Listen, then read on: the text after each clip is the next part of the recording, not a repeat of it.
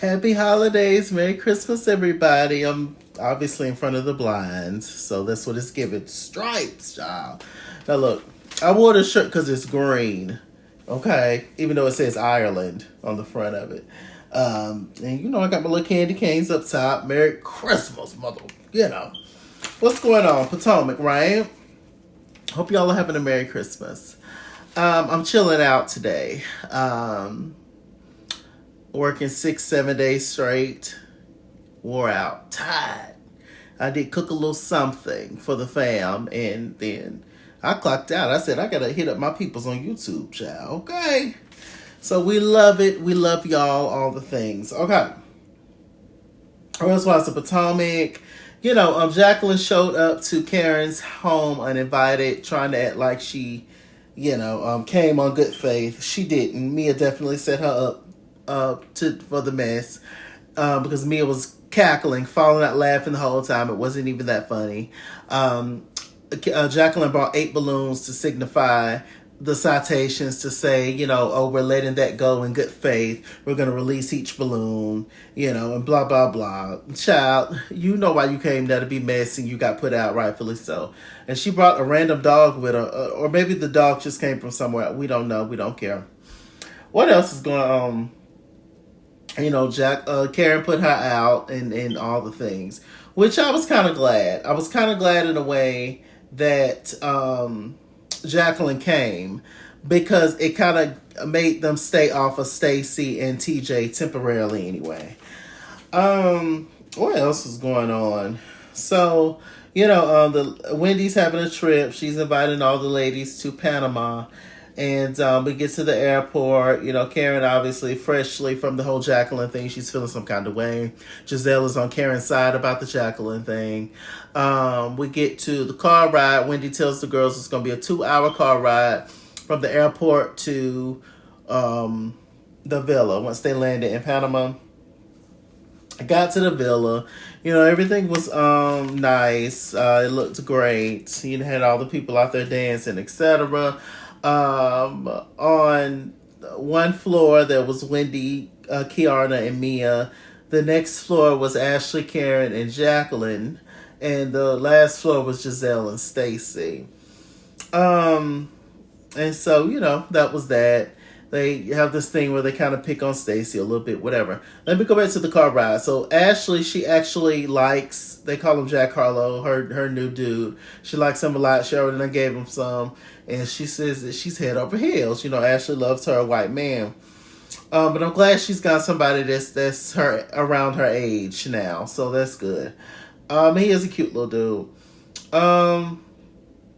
Let me see what else is going on. So also in the car ride, Stacey, she kind of talks about how her and TJ are not really like into it like that. She's the same way that she felt about TJ. She's not really feeling that way anymore.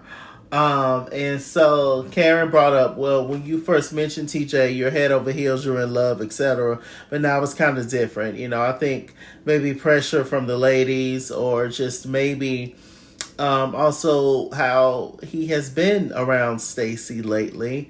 In terms of with everybody else and with the cameras, I think that she saw a different side of TJ that she don't necessarily like. So she's second guessing her stuff with TJ. And like I said in my last review, I had no idea that they had only been talking for a year. Like, that's it. I was kind of shocked by that. I said, dang, because it just seemed like it was longer. Okay, what else is going on? Okay, so we have a table scene, and Karen, she decides to bring up she's pressing charges against Jacqueline. Karen, sit down, girl. All the stuff you got going on, and now we know. Speaking about the citations, she's found guilty of all of them except for one. And so at the end of January, I guess we'll finally find out what's going to happen with the Grand Dame. Bless her heart. We'll pray for her. What else is going on? So Giselle brings up Mia talking about her daughters. And I didn't even know that Mia called Giselle's daughters Plos. Y'all know what I'm trying to say. Plos. Put a W-H-O RES, I think. That's what she called them, apparently. And so it's just real interesting. But this made Wendy bring up something that I found quite interesting and was honestly the best part of the episode, in my opinion.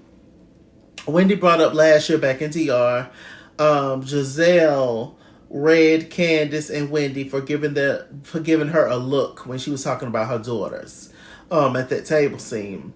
And she said that, and Ashley was in on that, of course, and of course Mia was as well, and of course Robin was as well. And so they brought that up, and Wendy was just like, I gave a look, apparently, when you were talking about your daughters, but Mia actually said something directly that was disrespectful about your daughters. But the energy is different. Giselle's response to that was, oh, you and I wasn't talking last year. Mia was actually my friend. So that's why it's different. No, girl. No, and the reason that you and Wendy wasn't talking last year, Giselle, is because you did not want to. You could have been...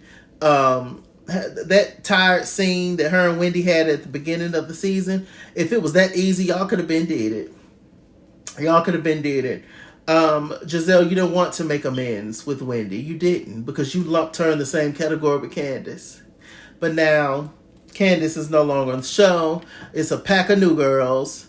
You don't really have any beef with anybody. There's nobody to have beef with. You don't even know half the cast this season. So, of course, you're going to play nice and be back cool with Wendy. Oh, now since Candace is out the way, let's be cool with Wendy. You could have always had that. You could have always made up with Wendy way earlier, but you chose not to because your spirit is ugly and nasty and wicked.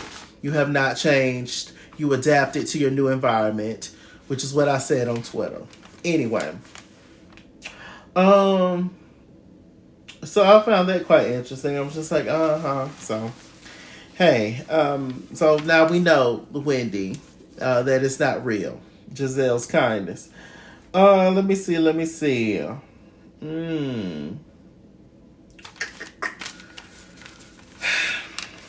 After that, they talked about the whole Mia's kids and how you don't bring up kids and blah, blah, blah, blah, blah. Once again, everybody's going way easy on Mia. But we know this is Potomac, and if it was other people that did the same thing, they would be never forgiven, right? Mia went on this whole thing about how Gordon has really rocked her world. You don't know what you're going to get from day to day when it comes to Gordon. Could you imagine living like that? It's just a lot that she's going through. And so it was pretty much let go after that. Giselle didn't bring it up anymore. I said, oh, okay, wow, that's interesting. We get to the next day. Jacqueline's asking the random guys that work there, could you take a picture of me? And Ashley comes out. She was like, why you just didn't ask one of us? And Jacqueline was just like, well, Karen was the only one around, and Karen can't stand me. So Karen grabbed the phone and took a awkward picture of Mia, of Jacqueline. And then the ladies met up, and they came outside. Wendy was handing them purses and stuff with little goodies in it, and she talked about what they're going to be doing today. Then we cut to a scene with Mia, Jacqueline, and Jacqueline's on the phone with whoever she was, I forgot. And she basically talked about how Gordon picked up the kids and dropped them off and put them somewhere, child. Gordon is off the chain. I don't doubt that Mia is going. It's a lot to go through with that Gordon, child, and his unfortunate mental state. That is a lot to go through, but yeah, hot mess, all of them. With that said, I'm Mr.